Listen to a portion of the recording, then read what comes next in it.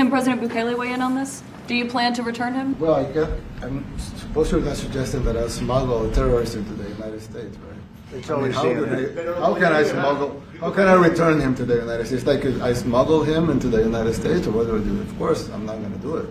It's like, I mean, the question is preposterous. How can I smuggle a terrorist into the United States? I don't have the power to return him to the United States. So you could release him inside El Salvador. Yeah, but I'm not releasing. I mean, we're not very fond of releasing terrorists into our country. I mean, we just turned the murder capital of the world into the safest country of the Western Hemisphere, and you want us to go back into the releasing criminals so we can go back to being the murder capital of the world? No, that's not going to happen.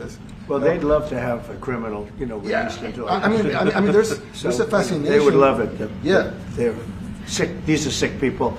Well, Mr. President, you said that if the Supreme Court said someone needed to be returned, that you would abide by that. You said that on Air Force One just a few days ago. Why don't you just say, isn't it wonderful that we're keeping criminals out of our country? Why can't you just say that?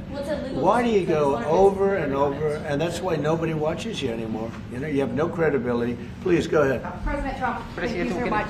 How many illegal criminals are you planning on exporting to El Salvador? And President Bukele, how many are you willing to take from the U.S.?